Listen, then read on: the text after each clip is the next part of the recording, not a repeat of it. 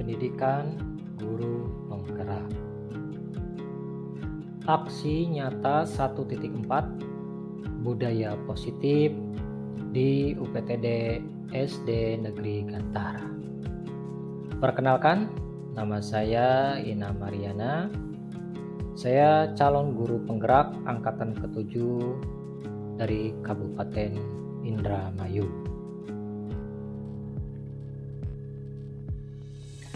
Baik, latar belakang dalam pembuatan aksi nyata 1.4 ini yaitu latar belakangnya dalam hal menuntun kodrat anak, guru berpijak pada nilai dan peran guru sebagai pemimpin pembelajaran di kelas. Menghantarkan peserta didik pada nilai-nilai profil pelajar Pancasila melalui pembiasaan. Hal ini dapat dilakukan melalui budaya positif di kelas dengan membimbing peserta didik menemukan serta menerapkan keyakinan kelas yang telah mereka sepakati sebagai wujud perubahan ke hal yang lebih baik untuk menjadi orang yang mereka inginkan dan menghargai diri sendiri dengan nilai-nilai yang mereka percaya. Ketika murid-murid kita memiliki motivasi tersebut, mereka telah memiliki motivasi intrinsik yang berdampak jangka panjang. Motivasi yang tidak akan terpengaruh pada adanya hukuman atau hadiah. Selanjutnya yaitu mengenai tujuan. Tujuannya itu 1. Mewujudkan sekolah yang aman dan nyaman bagi peserta didik. Yang kedua yaitu mewujudkan merdeka belajar bagi peserta didik dengan memberikan kebebasan berpendapat. Selanjutnya yang ketiga yaitu mewujudkan disiplin positif pada diri peserta didik menjadi kebiasaan positif. Yang keempat yaitu menumbuhkan dan memupuk kebiasaan positif pada diri peserta didik menjadi sebuah karakter yang positif. Baik, setelah mempunyai tujuan, yang selanjutnya yaitu mengenai tolok ukur. Tolok ukurnya yaitu yang pertama, peserta didik merasa aman dan nyaman berada di lingkungan sekolah.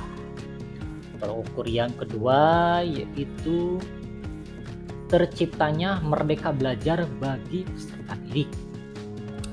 Yang ketiga itu peserta didik menjalankan keyakinan kelas yang telah disepakati tanpa ada unsur paksaan dan tekanan dari siapapun.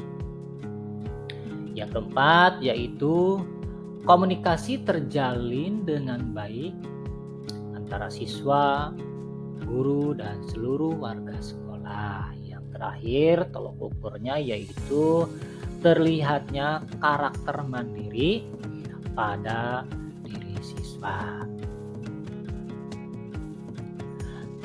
Selanjutnya yaitu mengenai lini masa tindakan yang akan dilakukan. Yang pertama,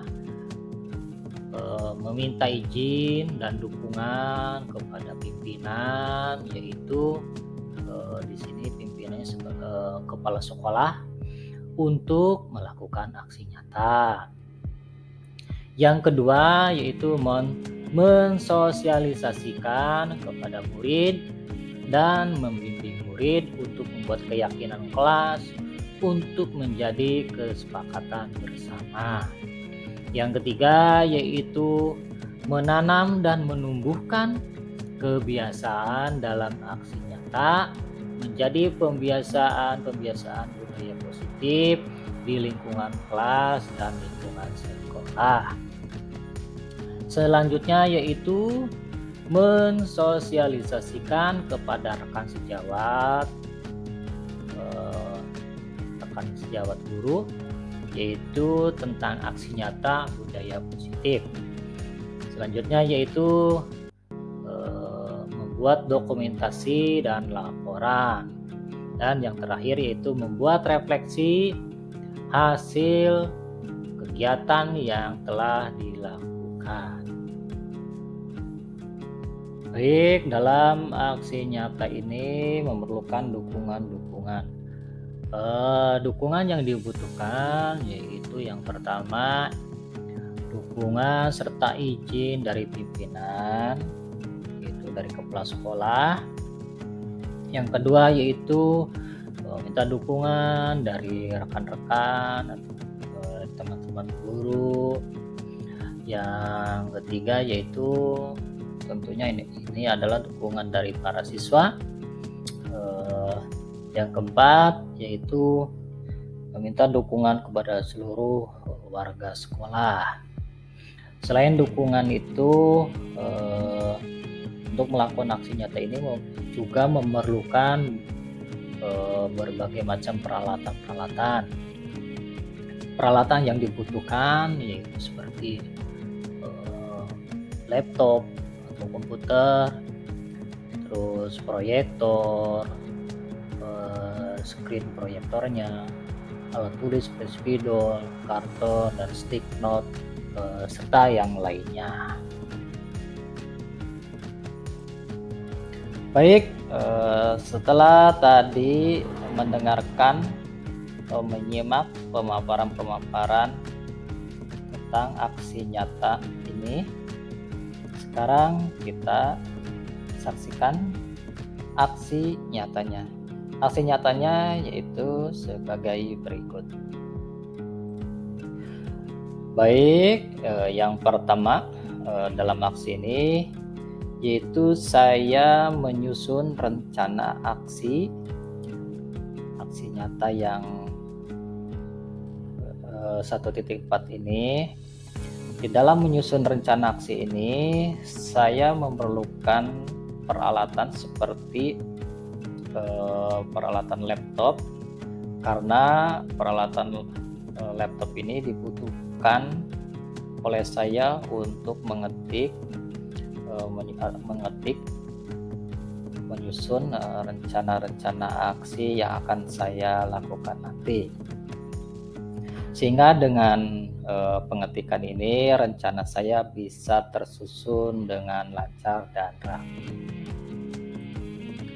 Setelah membuat rencana aksi, langkah selanjutnya yaitu saya melakukan koordinasi dengan pimpinan dan rekan sejawat, yaitu untuk meminta izin dan meminta dukungan kepada pimpinan dan rekan sejawat dalam melakukan aksi nyata budaya positif ini,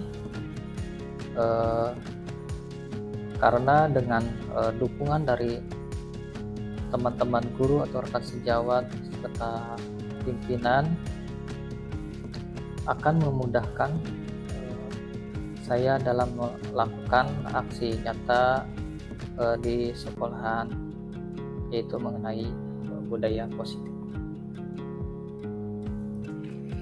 Baik, selanjutnya saya melakukan praktek segitiga restitusi. Apa itu segitiga restitusi? Segitiga restitusi merupakan proses untuk menciptakan kondisi bagi murid untuk memperbaiki kesalahan mereka, sehingga mereka bisa kembali pada kelompok mereka dengan karakter yang lebih kuat. Apa tujuan dari dilakukan praktik segitiga restitusi ini? Tujuannya itu untuk menanamkan disiplin positif pada murid sebagai bagian dari budaya positif di sekolah. Apa saja langkah-langkah dalam segitiga restitusi ini? Langkah-langkahnya yaitu yang pertama, menstabilkan identitas. Seperti contohnya, menurut Alpis, perbuatan yang Alpis lakukan itu benar atau salah? Atau penguatannya, setiap orang itu pasti pernah melakukan kesalahan, ya. Langkah yang kedua yaitu validasi tindakan yang salah. Contohnya, Alpis pasti punya alasan.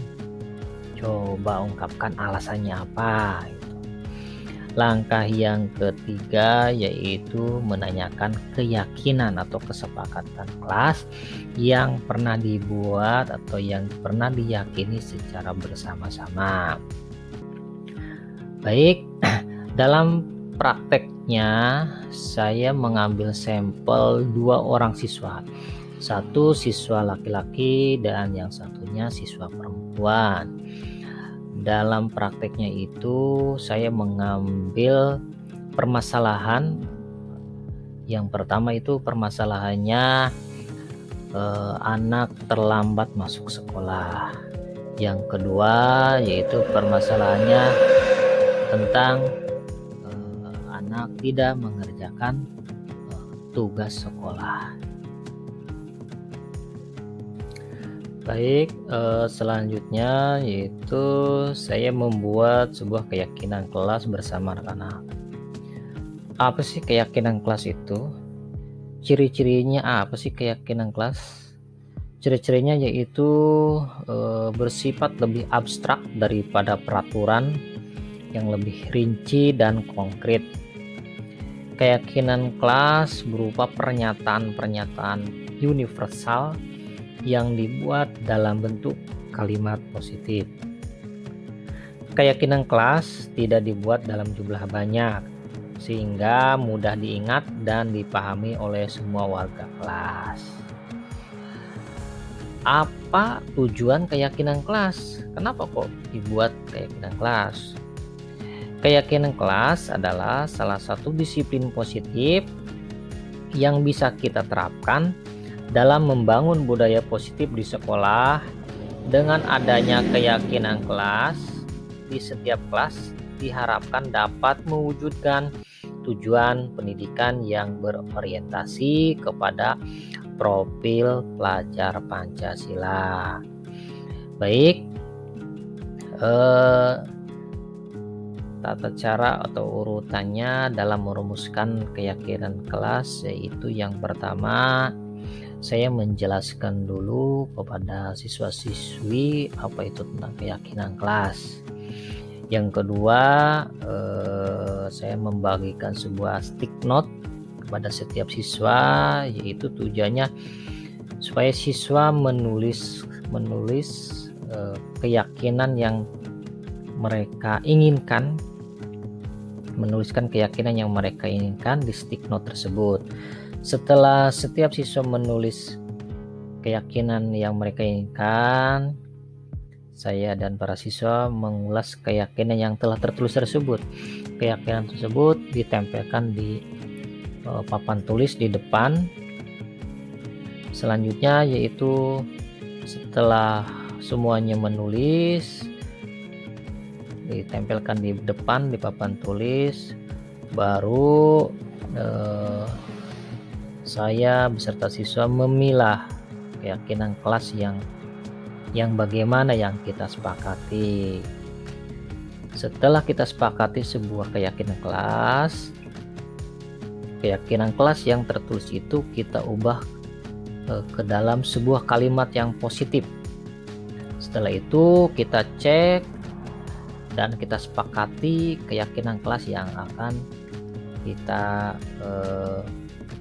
buat, yang kita inginkan tersebut.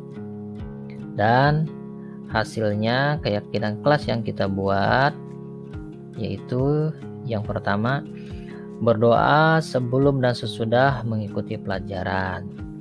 Yang kedua, saling menghargai dan menghormati satu sama lain dengan guru dan teman. Yang ketiga, bekerja sama dalam segala bidang, contohnya piket kelas dan sebagainya. Yang keempat, boleh melakukan segala hal asal jangan merugikan diri sendiri, orang lain dan lingkungan. Yang kelima, berperilaku sopan dan berkata jujur. Yang keenam adalah berkomitmen di segala hal. Selanjutnya yaitu pengimbasan kepada rekan sejawat.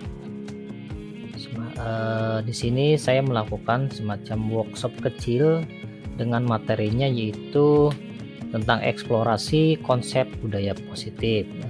Pembahasannya yaitu sebagai berikut.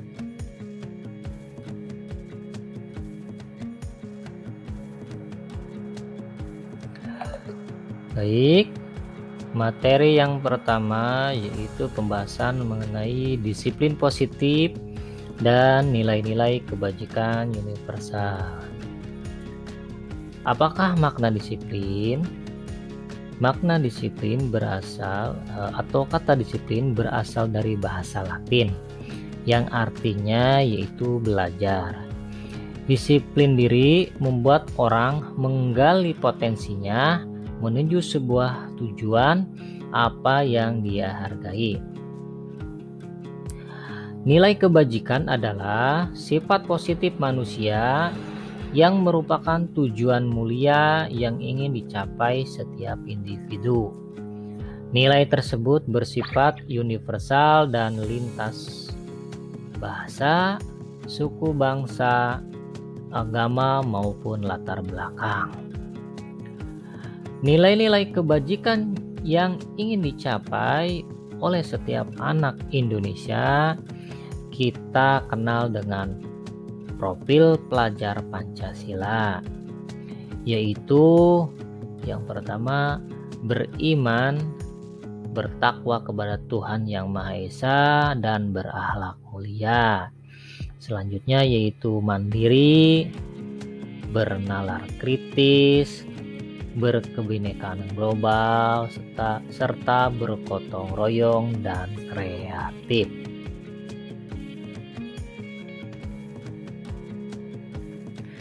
Baik, pembahasan selanjutnya yaitu mengenai teori motivasi, hukuman, penghargaan, dan restitusi. Menurut Dean Goosen dalam bukunya menyatakan yaitu ada 3 motivasi perilaku manusia. Perilakunya yaitu yang pertama untuk menghindari ketidaknyamanan atau hukuman. Yang kedua untuk mendapatkan imbalan atau penghargaan dari orang lain.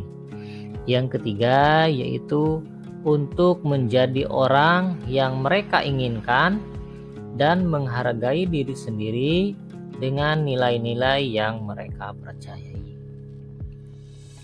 Perbedaan hukuman, konsekuensi, dan restitusi itu hukuman diberikan saat itu juga dengan tujuan membuat orang patuh dan takut membuat kesalahan. Berbeda dengan konsekuensi yang merupakan akibat dari melakukan tindakan yang tidak sesuai dengan ketentuan di masyarakat atau sebuah lingkungan maupun peraturan.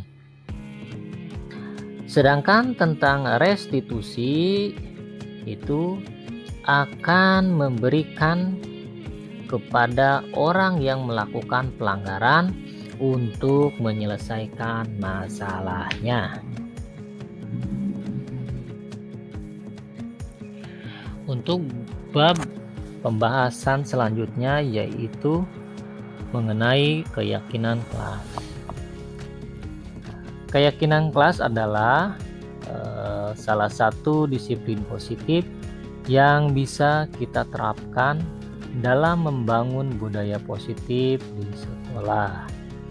Dengan adanya keyakinan kelas, di setiap kelas diharapkan dapat mewujudkan tujuan pendidikan yang berorientasi kepada profil pelajar Pancasila. Dalam membuat sebuah keyakinan kelas, langkah-langkahnya yaitu yang pertama, guru meminta semua murid di kelas untuk menuliskan apa saja aturan yang perlu disepakati bersama di kelas. Selanjutnya yaitu yang kedua, semua usulan dari murid ditulis pada papan tulis atau ditulis terlebih dahulu di sebuah kertas atau stick note, lalu hasilnya ditempelkan di papan tulis di depan. Yang ketiga selanjutnya yaitu kalimat-kalimat yang sudah disepakati menjadi sebuah keyakinan kelas, lalu diubah menjadi sebuah kalimat positif. Dan kalimat positif tersebut yang sudah disepakati dan diyakini menjadi sebuah keyakinan bersama.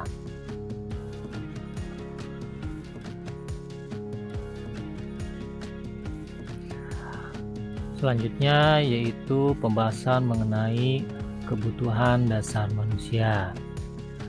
Menurut teori kebutuhan Maslow, kebutuhan dasar manusia terdiri dari 1. Kebutuhan dasar atau fisiologi. Kebutuhan dasar merupakan hal yang harus terlebih dahulu terpenuhi agar manusia dapat bertahan hidup dan melanjutkan hidupnya. Kebutuhan fisiologis merupakan kebutuhan manusia akan oksigen, air, makanan, suhu tubuh yang normal, tidur, homeostasis, kebutuhan seksual, dan sebagainya. Yang kedua yaitu kebutuhan akan rasa aman. Untuk melangkah ke tingkat selanjutnya, seorang individu harus memenuhi kebutuhan pada tingkat ini.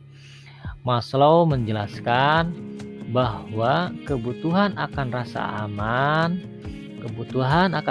aman ini meliputi rasa aman secara fisik maupun emosional. Kebutuhan pada tingkat ini tergantung pada usia dari individu tersebut. Contohnya seperti anak-anak yang lebih membutuhkan pendampingan orang tua karena tingkat kewaspadaan diri anak yang masih rendah. Yang ketiga yaitu kebutuhan sosial. Itu rasa cinta, kasih sayang, serta hak kepemilikan.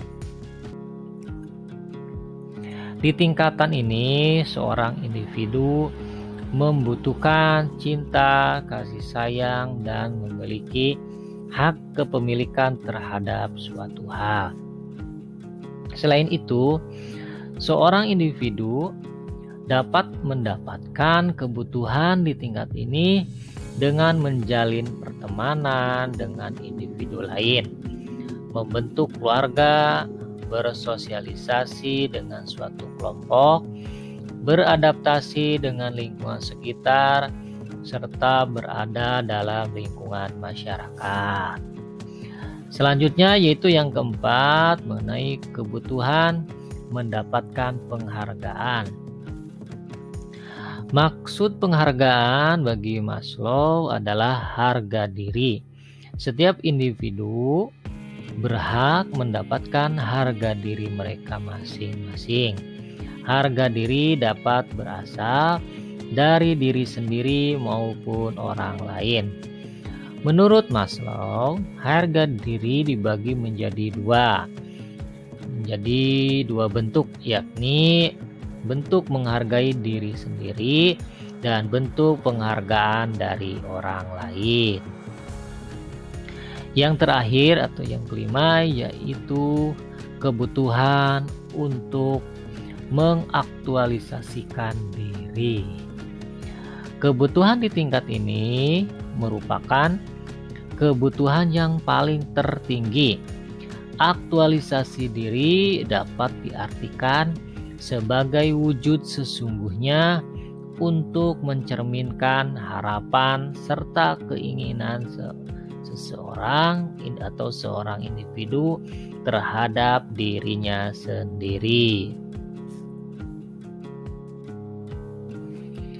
Selanjutnya yaitu pembahasan mengenai 5 posisi kontrol.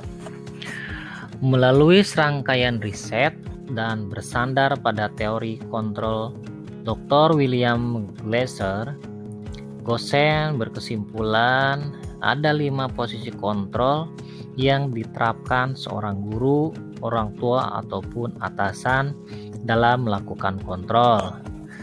Kelima posisi kontrol tersebut adalah penghukum, pembuat orang merasa bersalah, teman, monitor atau pemantau, dan manajer. Baik, yang pertama yaitu penghukum. Seorang penghukum bisa menggunakan hukuman fisik maupun verbal. Orang-orang yang menjalankan posisi penghukum senantiasa mengatakan bahwa sekolah memerlukan sistem atau alat yang dapat lebih menekan murid-murid lebih dalam lagi. Guru-guru yang menerapkan posisi penghukum akan berkata, "Patuhi aturan saya," atau "Awas, kamu selalu saja salah. Selalu, pasti selalu yang terakhir selesai." Guru seperti ini senantiasa percaya hanya ada satu cara agar pembelajaran bisa berhasil, yaitu cara dia. Peserta didik disiplin karena takut dihukum, bukan karena kesadaran sendiri. Yang kedua yaitu pembuat orang merasa bersalah. Pada posisi ini biasanya guru akan bersuara lebih lembut. Pembuat orang merasa bersalah akan menggunakan keheningan yang membuat orang lain merasa tidak nyaman, bersalah atau rendah diri. Kata-kata yang keluar dengan lembut akan seperti, "Ibu sangat kecewa sekali dengan kamu. Berapa kali Bapak harus memberitahu kamu ya? Gimana coba kalau orang tua kamu tahu kamu berbuat begini?" Di posisi ini, murid akan memiliki penilaian diri yang buruk tentang diri mereka. Murid merasa tidak berharga dan telah mengecewakan orang-orang yang disayanginya. Yang ketiga yaitu teman. Guru pada posisi ini tidak akan menyakiti murid, namun akan tetap berupaya mengontrol murid melalui persuasi. Posisi teman pada guru bisa negatif atau positif. Positif di sini berupa hubungan baik yang terjalin antara guru dan murid. Guru di posisi teman menggunakan hubungan baik dan humor untuk mempengaruhi seseorang.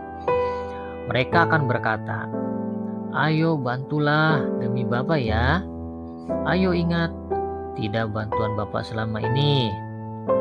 Ya sudah, kali ini tidak apa-apa, nanti Ibu bantu bereskan." Hal negatif dari posisi teman adalah bila suatu saat guru tersebut tidak membantu, maka murid akan kecewa dan berkata, "Saya pikir Bapak atau Ibu teman saya." Murid merasa dikecewakan dan tidak mau lagi berusaha.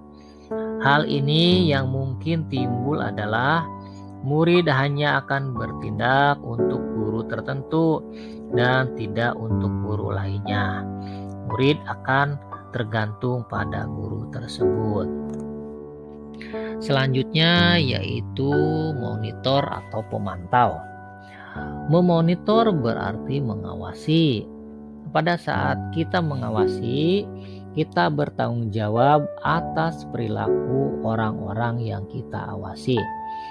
Posisi pemantau berdasarkan pada peraturan-peraturan dan konsekuensi. Dengan menggunakan sanksi atau konsekuensi, kita dapat memisahkan hubungan pribadi kita dengan murid sebagai seseorang yang menjalankan posisi pemantau. Pertanyaan yang diajukan seorang pemantau itu, peraturannya apa? Apa yang telah kamu lakukan? Sanksi atau konsekuensinya apa? Seorang pemantau sangat mengandalkan penghitungan, catatan, data yang dapat digunakan sebagai bukti atas perilaku seseorang. Posisi ini akan menggunakan stiker, slip catatan, daftar cek.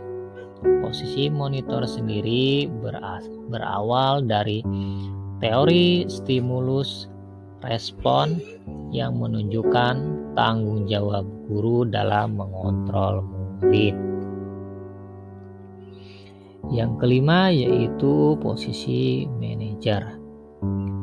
Posisi terakhir manajer adalah posisi mentor di mana guru berbuat sesuatu bersama dengan murid, mempersilahkan murid mempertanggungjawabkan perilakunya, mendukung murid agar dapat menemukan solusi atas permasalahannya sendiri. Seorang manajer telah memiliki keterampilan di posisi teman maupun pemantau, dan dengan demikian bisa jadi di waktu-waktu tertentu kembali kepada kedua posisi tersebut bila diperlukan. Namun, bila kita menginginkan murid-murid kita menjadi manusia yang merdeka, mandiri dan bertanggung jawab, maka kita perlu mengacu kepada restitusi yang dapat menjadikan murid kita seorang manajer bagi dirinya sendiri. Di manajer, murid diajak untuk menganalisis kebutuhan dirinya maupun kebutuhan orang lain. Di sini penekanan bukan pada kemampuan membuat konsekuensi, namun dapat berkolaborasi dengan murid bagaimana memperbaiki kesalahan yang ada. Seorang manajer akan berkata, apa yang kita yakini? Kita kembali ke keyakinan kelas. Apakah kamu meyakininya? Jika kamu meyakininya, apakah kamu bersedia memperbaikinya? Jika kamu memperbaiki ini, hal ini menunjukkan apa tentang dirimu? Apa rencana kamu untuk memperbaiki hal ini? Tugas seorang manajer bukan untuk mengatur perilaku seseorang. Kita membimbing murid untuk dapat mengatur dirinya. Seorang manajer bukannya memisahkan murid dari kelompoknya, tapi mengembalikan murid tersebut ke kelompoknya dengan lebih baik dan kuat.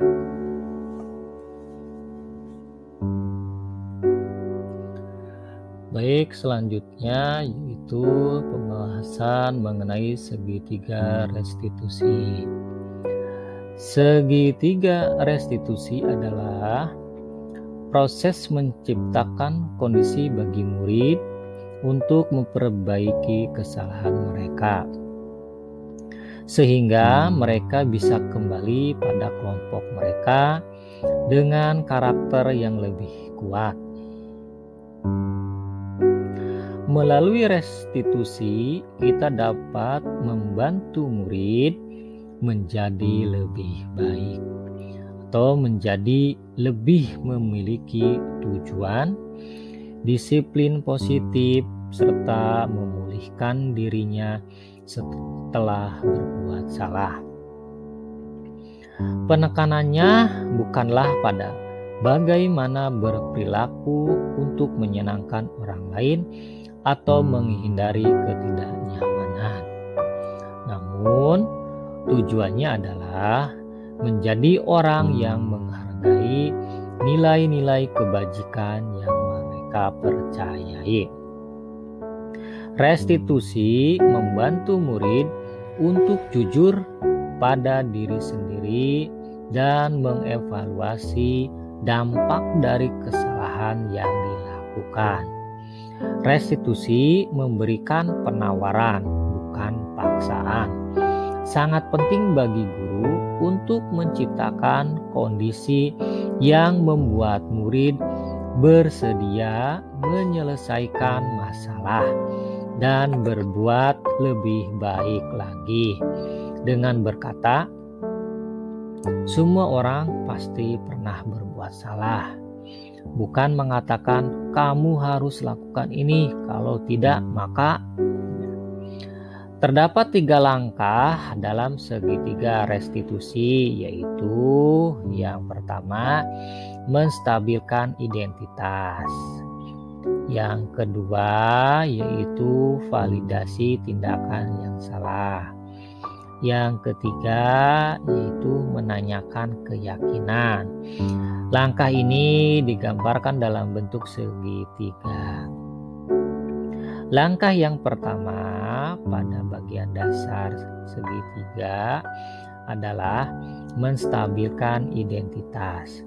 Jika anak berbuat salah, maka ada kebutuhan dasar mereka yang tidak terpenuhi.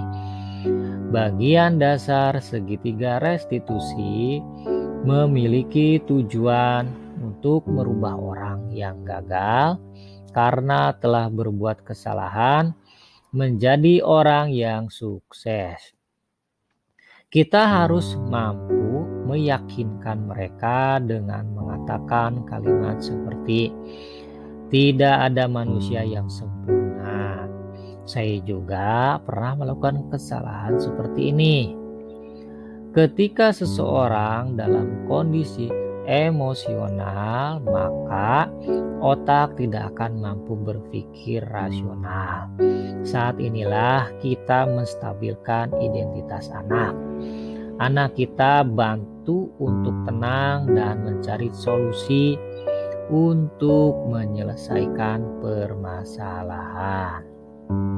Baik, langkah yang kedua yaitu adalah memvalidasi tindakan yang salah. Konsep langkah kedua adalah kita harus memahami kebutuhan dasar yang mendasari tindakan anak berbuat kesalahan. Menurut teori kontrol, semua tindakan manusia, baik atau buruk, pasti memiliki maksud tujuan tertentu. Ketika kita menolak anak yang berbuat salah, dia akan tetap dalam masalah. Yang diperlukan adalah kita memahami alasan melakukan hal tersebut sehingga anak merasa dipahami. Langkah yang ketiga yaitu menanyakan keyakinan. Teori kontrol menyatakan bahwa kita pada dasarnya termotivasi secara internal. Ketika langkah 1 dan langkah 2 sukses dilakukan, maka anak akan siap untuk dihubungkan dengan nilai-nilai yang dia percaya dan berpindah menjadi orang yang dia inginkan. Penting menanyakan ke anak tentang kehidupan ke depan yang dia inginkan. Ketika mereka sudah menemukan gambaran masa depannya, guru dapat membantu mereka untuk tetap fokus pada gambarannya. Melalui segitiga restitusi, kita dapat mewujudkan mereka menjadi murid yang merdeka. Mereka mampu menyelesaikan masalah dengan motivasi internal dan bertanggung jawab terhadap pilihannya.